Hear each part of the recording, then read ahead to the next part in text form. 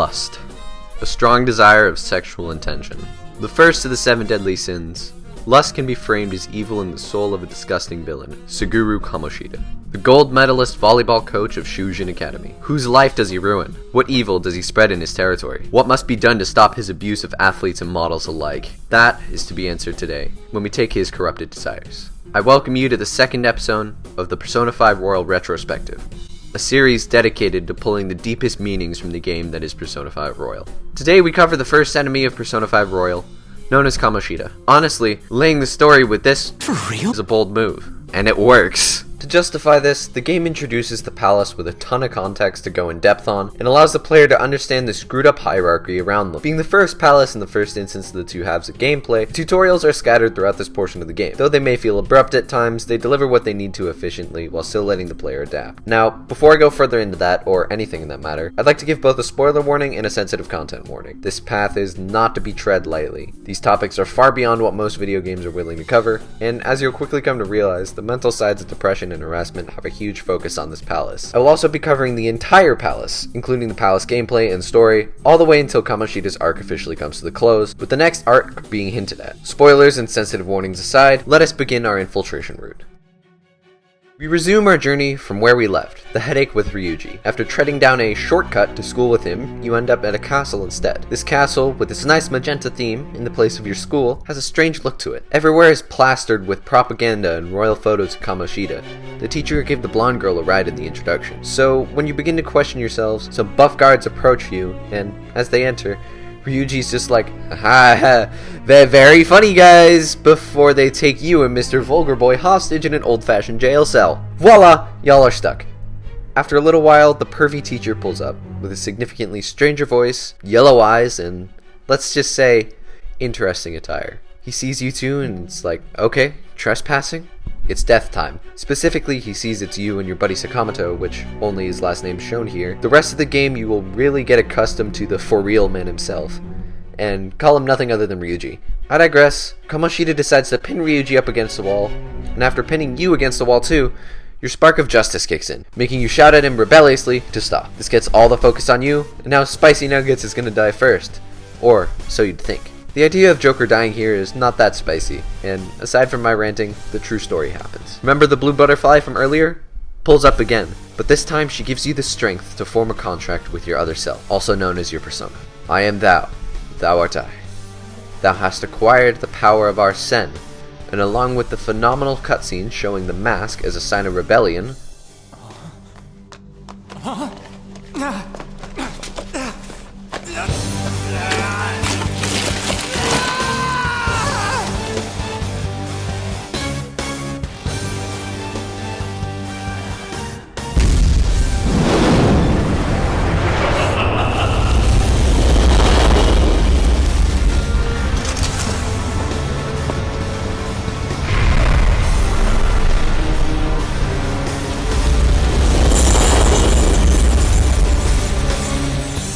our Sen comes to life, giving you the power to save yourself, kill the guards, and leave Ryuji and Kamoshida in awe. Simply and effectively, this throws you straight into the very basic tutorial with a nice background to match the scene. Here you get everything from the introductory battle, but obviously a lot weaker. You also get to see the first transformation as Shadows and get a peek at Jack-O-Lantern, one of the cutest personas in the game. I mean, look at him.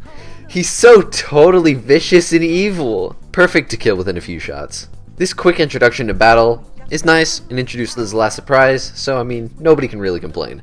After that, we resume to Kamoshida in awe, and Ryuji who pickpockets the keys and sprints out of the open jail cell to lock Kamoshida in, leaving both you now to be on the run looking to escape.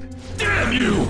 And on your way out, an annoying yet boyish voice from a jail cell calls over to you. Approaching it leads to, oh! For real? For real? For real. This monster cat is, Morgana, who y'all better get used to. After freeing him and getting through the chin-pulling bridge, you get into another fight, and you see that Morgana has a persona. You and the other 2 people in your crew escape, and you get out of the metaverse through the app found on your phone, the MetaNav. Now let's cover this, because I can't pin down exactly what Morgana describes it, but let's just get a rundown of the situation. Using the metanav, Joker and Ryuji entered the metaverse of cognition in a person's head of how they see a place. As Ryuji said in the introduction, Kamoshida sees his school as his own castle, and him, the king. He also sees the students as impressionable and exploitable, leading to the inside of his castle being spiced with propaganda of his perviness. And, you know, his costume. Should I even call it that? Abused volleyball players, and later on some interesting things, are all what he sees and aims to do. And most of these things are symbolic of what is going to be true, or what is already true. Basically, this is the inside of Kamoshida's mind, how he sees the school. Now, back to the progression of the story. Kamoshida, in real life this time, greets you as you return to school, late as hell, and Kawakami is not happy. After class, Ryuji takes you to the school rooftop to basically cover what in the actual hell just happened. You get home to an equally as angry Sojiro right before tapping out for the night. And right after that, you go straight back to the Velvet Lollies, and Long-Nosed Larry basically says, "Hey, what's up? You're back! A pizza pasta!" Before basically stating everything that happened in the palace. While you would think this would be helpful, he just says he's gonna be a help later on. He explains absolutely nothing here. Why does this part exist?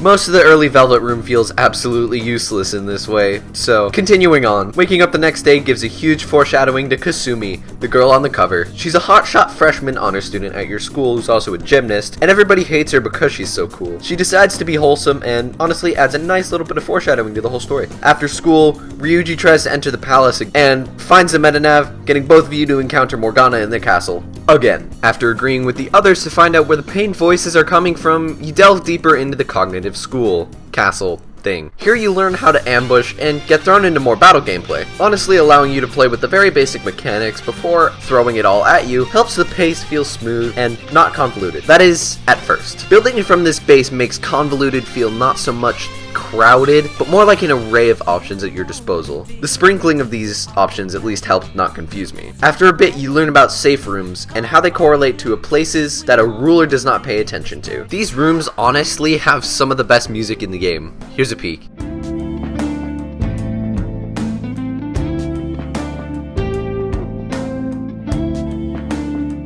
Beautiful, isn't it? You can save in these rooms. It's very useful. And Morgana explains your situation here, and Ryuji brought a gun. A gun! I mean, it's a model, but he still brought a gun! Mate, how'd you get a hold of it? Aside from that, you get the gun, and then proceed to use it in battle. Finding out the practice hall is the root of all the screams, the trio head over there to find the kids, or shadow replicants of the kids on the volleyball team, being tortured in multiple sport-themed ways. These kids are injured and tied around in bandages and slings. Ryuji finds this bull For real? be exactly how it is. Unjust and all around effed up. His attempt to gain solid evidence in photos is all for naught, as the metaverse kills everyone's cameras apparently. Now, this is one of the only few inconsistencies in the game, so maybe just keep this in mind for way down the line. Altogether though, Ryuji, with his new sense of justice, is dead set on finding a way to expose the evil that Kamoshida is performing.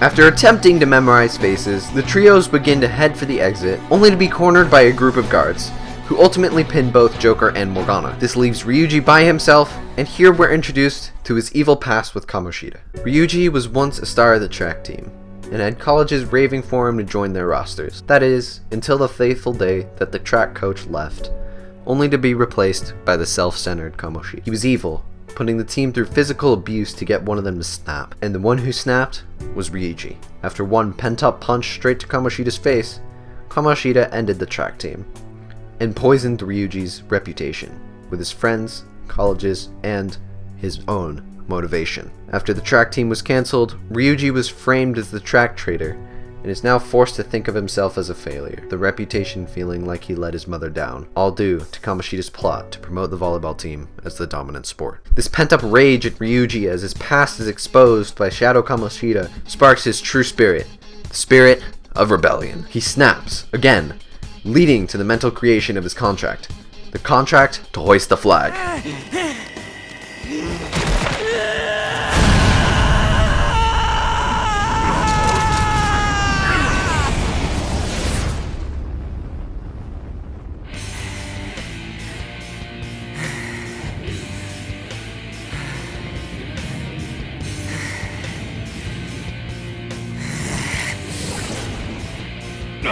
This was real. Right on. What's up, Persona? This effing rocks! Blast him away, Captain Kid!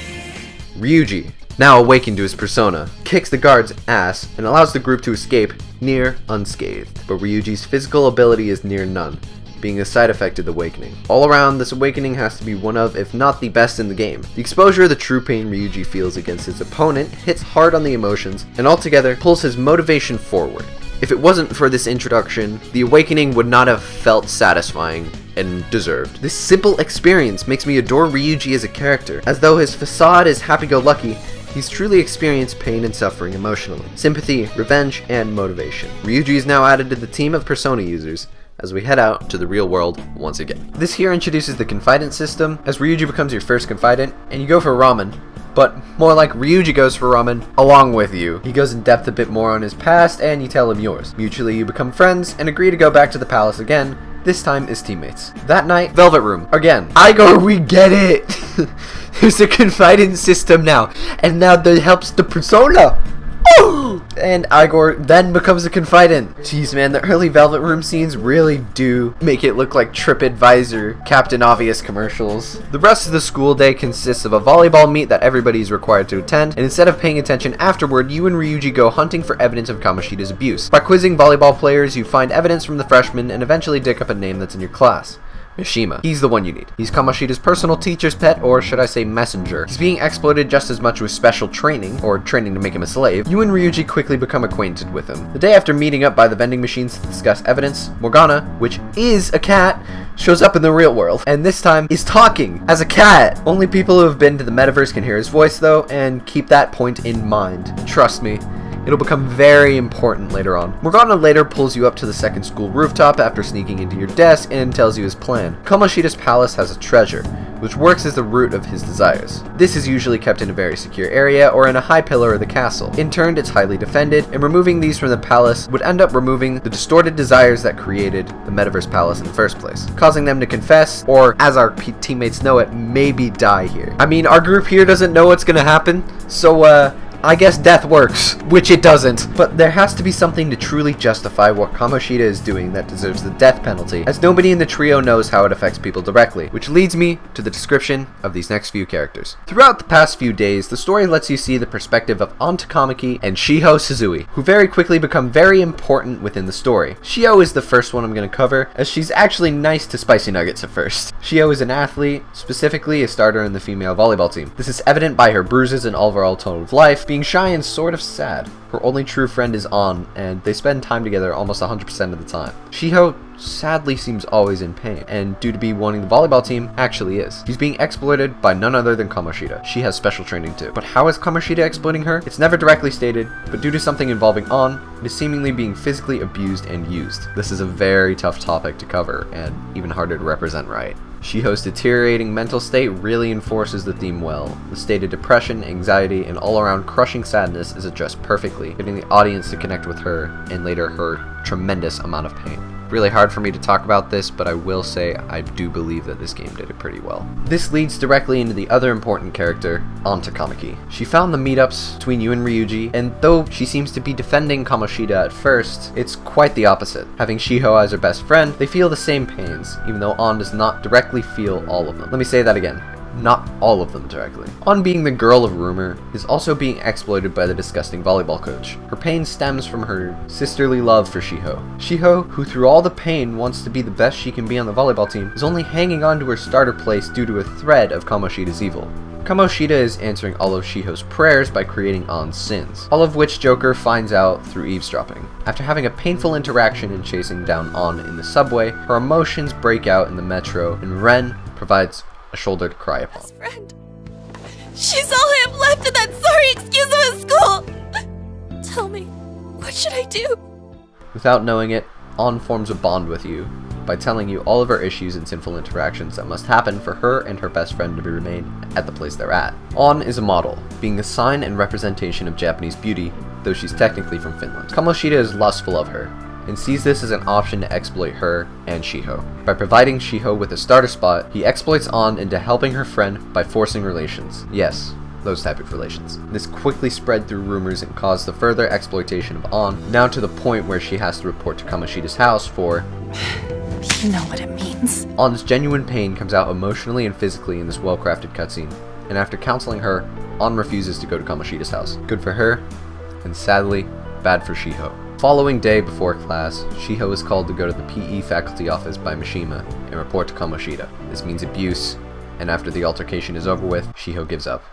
She cannot handle the abuse, the pressure, or the failure. She climbs to the school rooftop and has her life flash before her eyes, and with suicidal thoughts, jumps off the edge. The school parades in panicked students and swarming teachers shouting to return to class. The innocence is lost. The cover is exposed.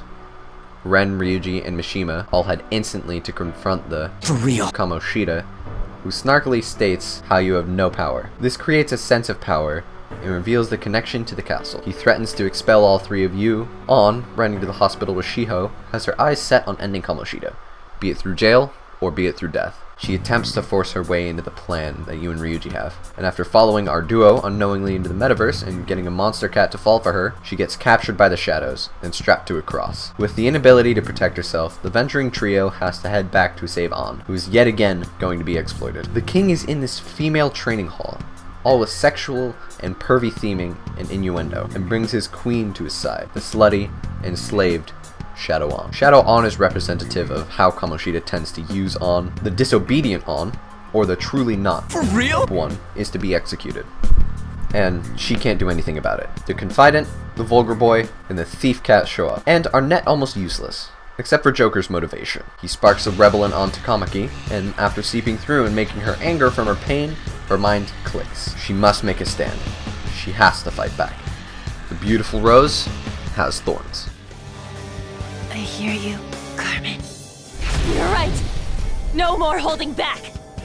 There you go. Nothing can be solved by restraining yourself. Understand? Then I'll gladly lend you my strength.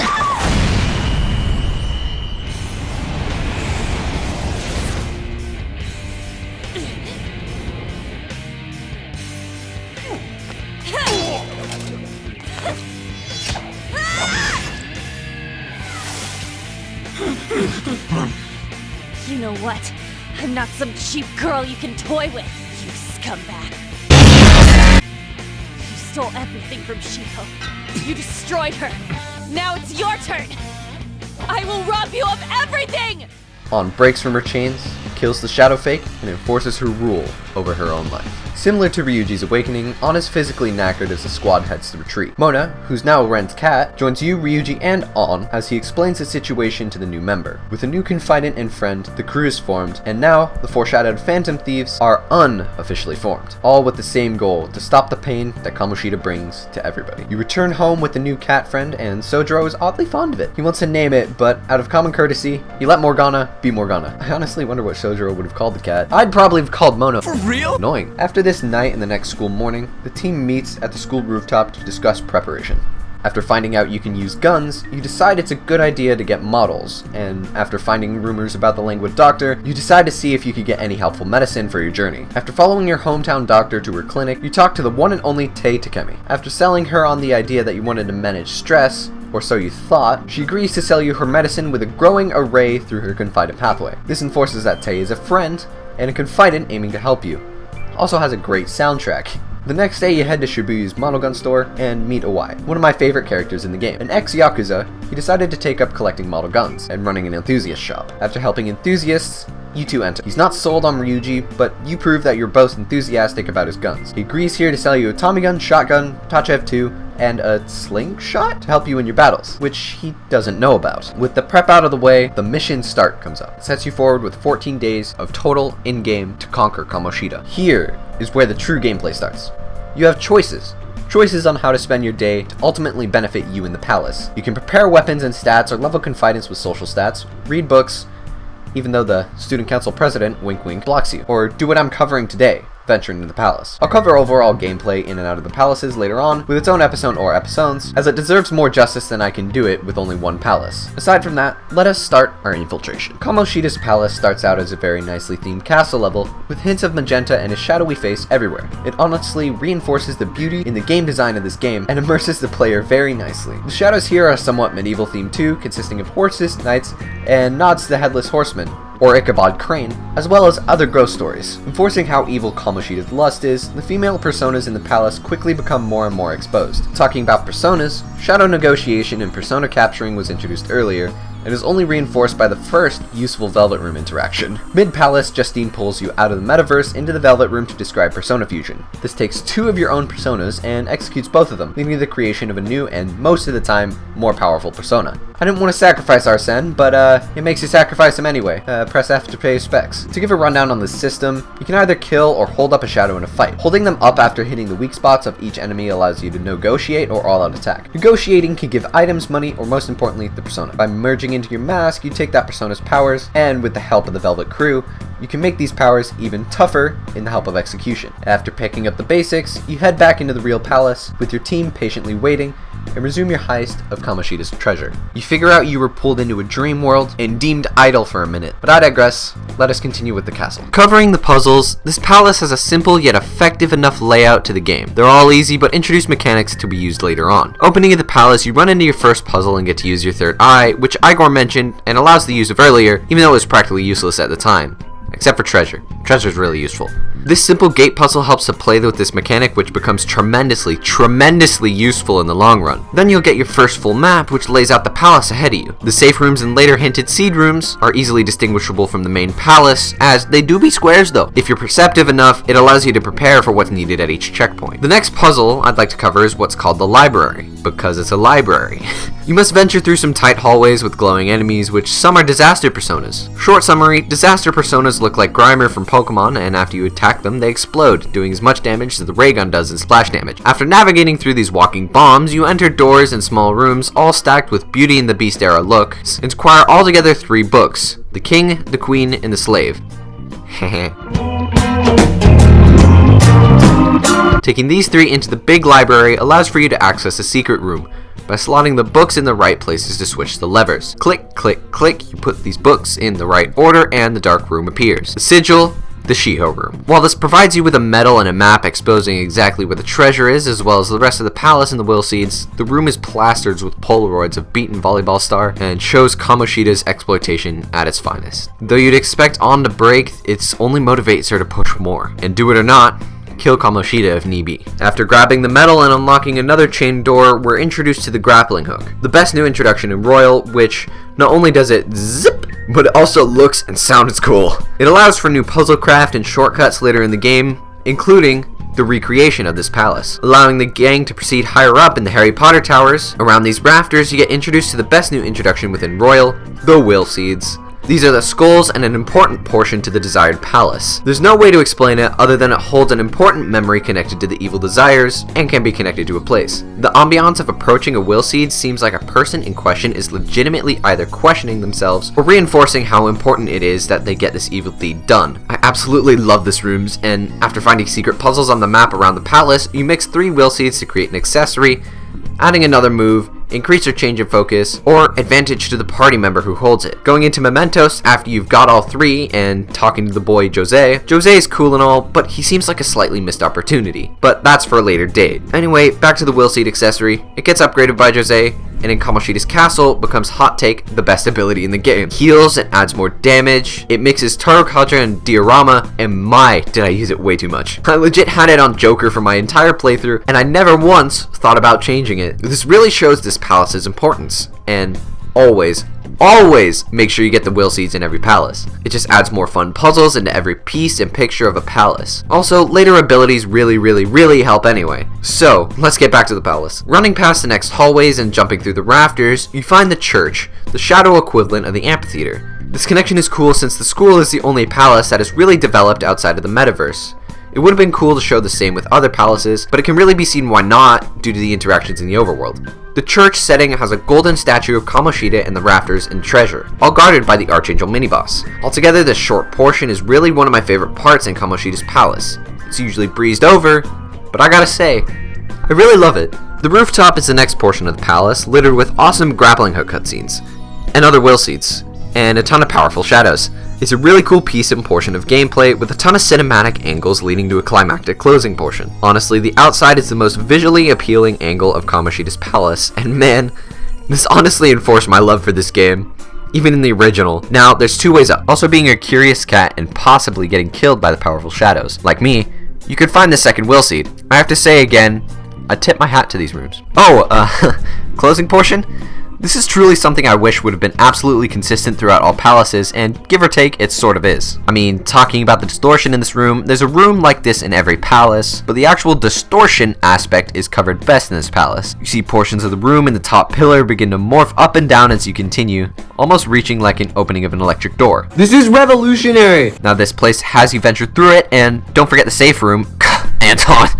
And then after reaching the top, you encounter the very dungeon-esque pathway, which is very reminiscent of the medieval era. You have to venture back and utilize your third eye to find 2 eye-hole keys to deactivate the traps, and it reinforces this small but handy room of distortion. And after finding the elevator and doing a puzzle, it gets you the last will seed. Then returning up to the top, you finally get to find the room, the determining aspect of the palace, Kamoshida's throne and treasure room. Finding this with a guarding enemy, that ain't for real? You find that Kamoshida, being slowly developed throughout the palace, is beginning to feel weak and under attack. Because you know, he is. He's attempting to send all soldiers to you. But your team of somehow sneaky and flashy thieves, you manage to reach the treasure room. Here is Kamoshida's treasure, which is yet to form. It's in this kind of gray cloud form right now. For it to form into something physical, the distorted desires must feel under pressure, which can only happen once. This means the group must send a calling card to a place that Kamoshida will see it. For example, the school message boards. After saying, "We'll capture your desires," the treasure forms. The security level hits 100, and the group has a day to seal the formed treasure. With this plan, the Phantom Thieves retreat for a day and plan to capture the treasure after preparation for the worst. So go sell all the miscellaneous treasure you commandeered and buy all the weapons you need. Covering the rest of this will lead directly into the closing, so altogether I want to bring back the palace gameplay and shadows real quick. As I said before, the theming of the shadows is perfect. A balance between both sexual and medieval ideas of religion, ghost stories, and straight up dead stuff. The balance between challenges feels oddly nice. Beginning enemies have a basic set, being Pixie, eventually evolving into Kelpie with a bit more of a developed moveset, and going all the way to Be Angel with a brainwash ability, making the player adapt their moves around your own palace interactions, and possibly people turning against you. Now in New Game Plus, don't give Morgana an OP sword straight off the bat. I've learned from experience. And make sure you do the safe rooms, okay? Trust. Altogether, the introduction of enemies and slow development has the best theming in the palace by far. The shadows fit the theme perfectly, and honestly, only this palace really hits a consistent theme between enemies, and not just randomized mythical stories coming to bash your ass in. I tremendously approve of this, and in all the rankings, the simplistic idea of consistent theming throughout this makes the palace, though it's the first, place high in the upper echelons of the tier lists. Okay, now, back to the main story. After deciding how many days you need, you send the calling card before the time limit. Ren, Ryuji, An, and Morgana are all seriously ready to kill this mother for real, and set up a calling card under the alias, the Phantom Thieves of Hearts. Then, it is time. You wake up the next day to Morgana having posted these calling cards all across the school messages, and seeing Kamoshida panic in anger. He lays the blame on you, and cockily, you just kinda like, yeah, what you gonna do about it? He knows it's all true. After school, your time has come. Traveling into the metaverse with high security levels, you head straight to the treasure, which is formed into a crown. Really quickly, just listen to this music. Oh man, life will change. In this palace, they use the instrumental, but honestly, just take a peek at the full lyrical version.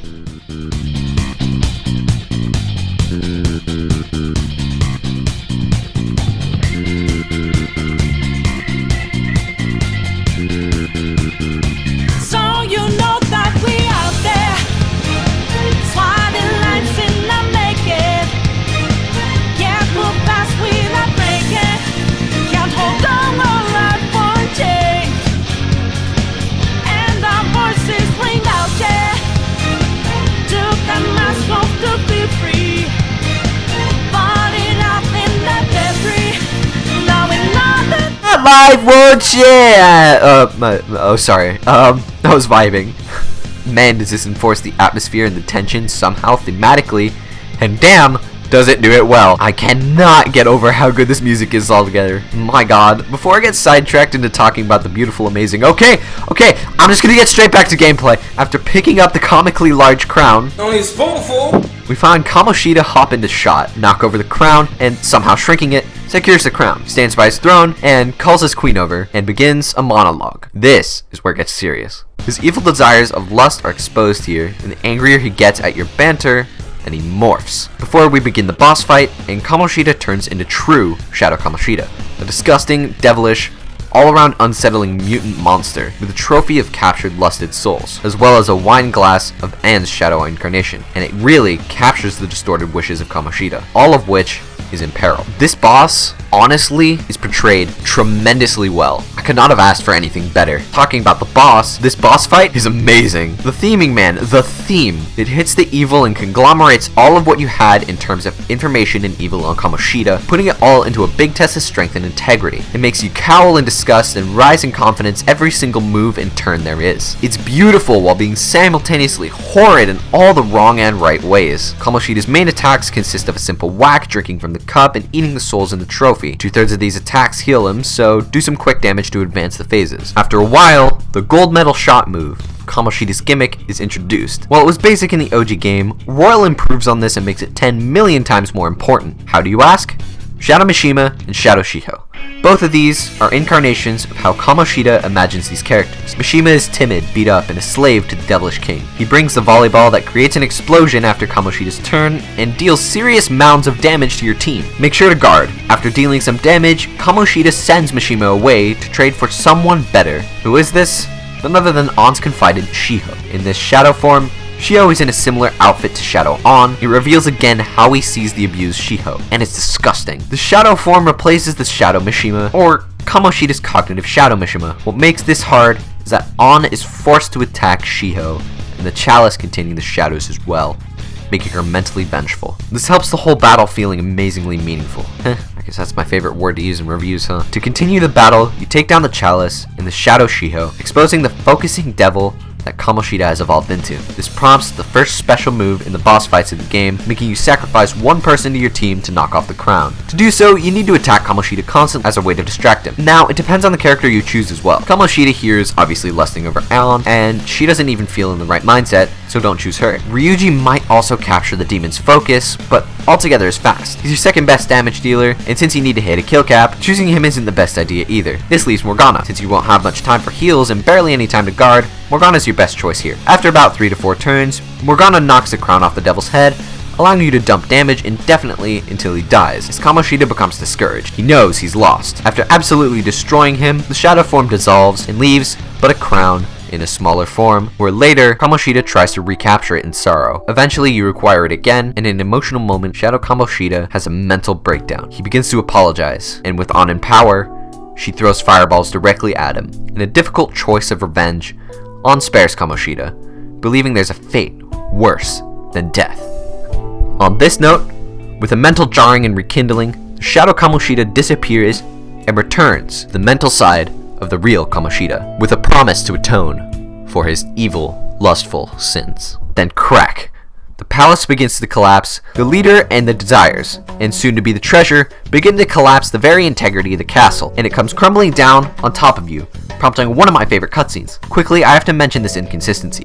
Morgana turns into a real cat for a bit, which is almost never brought up again. This idea is ditched, and if it wasn't ditched, some of the later palaces would have never happened. I kinda dislike that. It would have been cool improvisation if this was consistent throughout the palaces, but I digress. I'll pass over until later, when it becomes decently important. After running out of the metaverse, you see the crown is turned into Kamoshida's Olympic medal, or a sort of duplicate of it. This means Kamoshida's desires all sprouted from the medal, and this ego he's gained is what's corrupted him. We're unaware of what's happened to Kamoshida, but we're put into the next few days with a deadline to come. The next day after the collapsing palace, Kawakami mentions how Kamoshida has gone on self-probation, after Ryuji being the loud person he is and telling everybody by accident, also wink wink, we know you've scored. This prompts the next days where you're free to be confidants, social stats, or play minigames. This gives a real nice break and builds some suspense at the same time. Good break between tough stories. Igor also becomes useful as he lets you into the Velvet Room from the actual world. He also mentions your rehabilitation and kinda sets the story. The Velvet Room doesn't feel too important, but at the same time, this is one of the most important ones, so Igor's kinda reviving himself, you could say. Now after this mental break, we return to an assembly on the day that the council meeting was going to happen where you're going to be expelled. Before Principal Egg starts to talk, a depressed and reformed Kamoshida walks in. I have been reborn. He talks to his students, confesses his crimes, and publicly states how he will proceed to kill himself. Under his own grief, he collapses mentally, and An is fuming. She confronts the new Kamoshida, stating how he deserves a fate worse than death, and closing the conversation, convinces Kamoshida to turn himself into the authorities. With forever being trapped, Kamoshida is now forced to live in isolation. This gets all the drama girls to apologize to An, as well as Mishima to all three of you, and it closes the arc by saying how the group feels, slightly responsible for the grief, but in the end, relieved that not one person has to face the evil that Kamoshida brought again. The castle of lust has collapsed. The world is free of the first of the 7 deadly sins.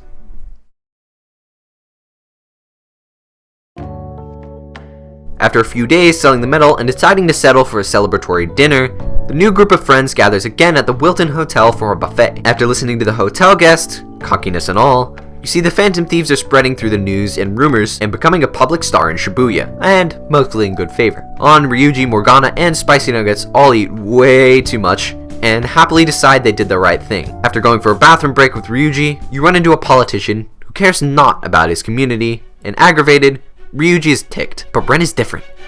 His head hurts, all due to a flashback. Damn brat! I'll sue! This sparks the idea that there's more people who need to be brought down out there, more corruption in the world.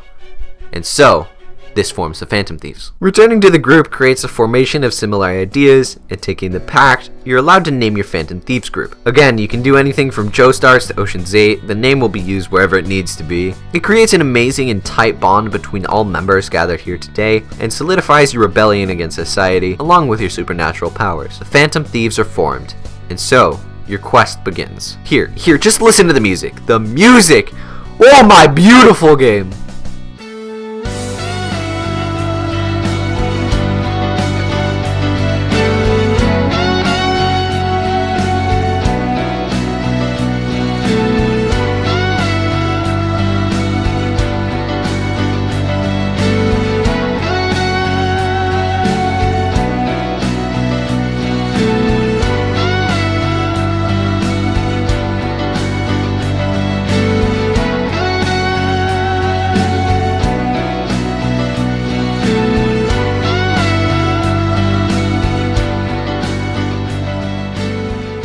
Honestly, one of the best tracks in the game. I cannot hate it. This song genuinely makes me feel emotional, and altogether makes the game great in the long run. The Phantom Thieves aim for the better of everyone, and the closely knit outcast group of friends emotionally comes together in bonds for the first time. It has begun. The journey of friends to last a lifetime. Man, this hits me hard in the feels. Like, really hard in the feels. This is one time I don't know how to put my love for this game into words. A flash to the screen of Sei's interrogation appears, and has the reveal of the next villain, Ichiryusei Madarame. And that, my friends, is where we will close the story today. In summary, the first Palace of Persona 5 Royal hits really hard. The introduction of characters and immersed theming is almost perfect in all situations. The characters are developed deeply, emotionally, and all around have separate arcs that develop simultaneously and mix into each other in a complementary way. The palace and interactions between characters throughout this portion complement and create a long-lasting impression that is unforgettable. The vibrant colors, jazzy, serious, and emotional soundtrack, all together with an impenetrable atmosphere, immerse the audience to a player where you can even get lost in the world. The small inconsistencies are almost breezed over by the amazing introduction and development of emotional connections between the officials and rebels alike. Everything creates a perfect atmosphere for a topic that most gaming companies are unwilling to cover due to the severity of the atmosphere. Yet Persona hits them and lands on the bullseye while still connecting to the characters. This loving effort and well-crafted introductory palace has the upper echelon rating compared to the palaces in terms of community, and rightfully so.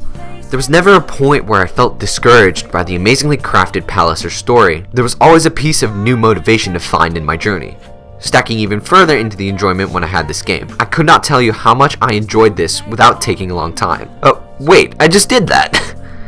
Oh my god, how long is this video?